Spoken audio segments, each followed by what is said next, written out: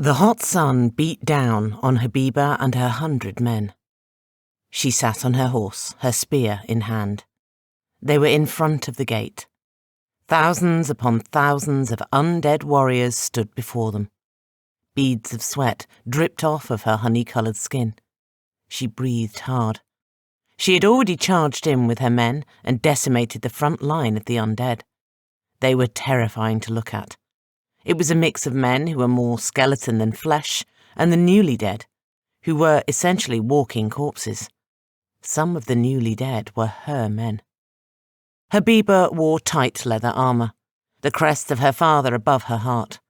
Her hair was light brown and braided in 2 tight braids that fell down her slender back. She was still a girl. She was old enough to be married, but still a child in most eyes. As fierce as she was, her youth could not be hidden. She had been alive for 17 years. Her eyes were a dark brown. Her lips were full. She was beautiful.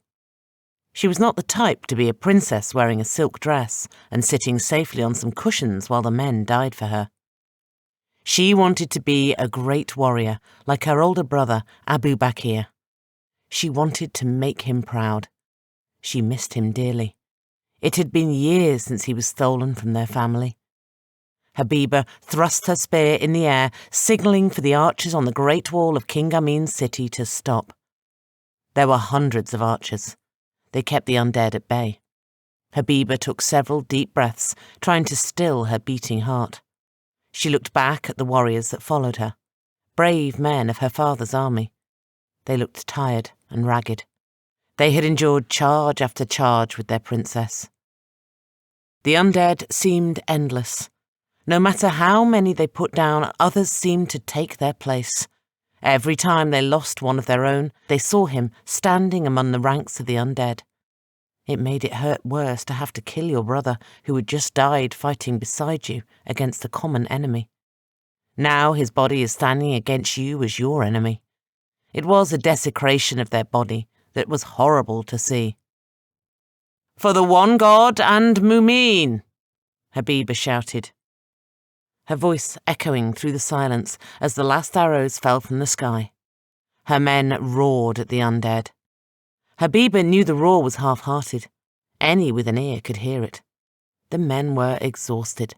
They were losing hope and faith. To them, this charge would be meaningless. The countless other charges they had done hardly put a dent into the undead that swarmed here. Habiba dug her heels into the side of her horse and screamed as fiercely as she could. Her horse's hooves beat the sandy earth beneath them. The sound of 100 of King Amin's cavalry could be heard for miles. Habiba was closing in on the undead line.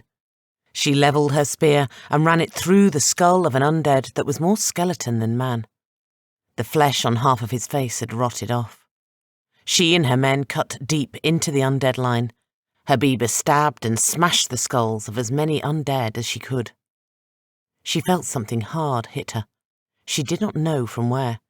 The air was knocked from her lungs as she found herself laying on her back in the sand, the mangled and destroyed bodies of the undead around her, the ones that she and her men had put down for good. Habiba clutched at her side. "By God!" she gasped. Pain shot up her body as she touched it. Her ribs were broken. She leaned heavily on her spear and struggled to get up. Each movement was like breathing fire. The pain brought tears to her eyes. But she knew she had to stand. She had to fight. She was deep in the line of the undead and without her horse. "My horse," Habiba said to herself as she looked around.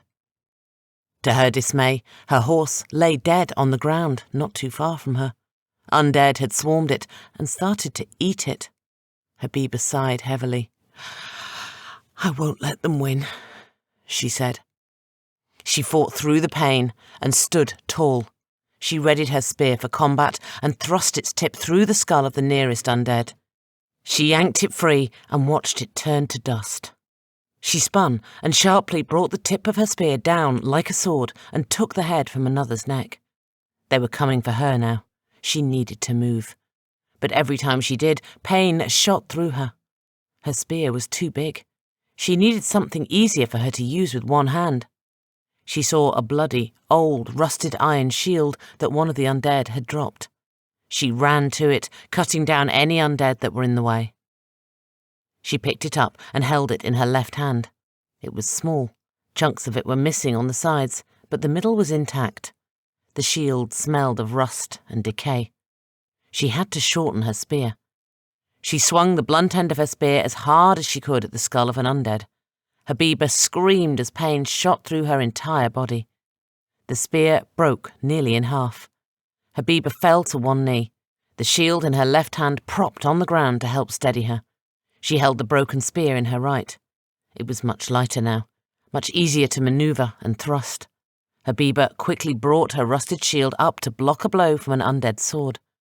She spun and rammed the tip of the broken spear through the undead's throat and smiled as the tip came out of the top of its skull. She yanked hard on the broken spear and freed it from the bone it was lodged in.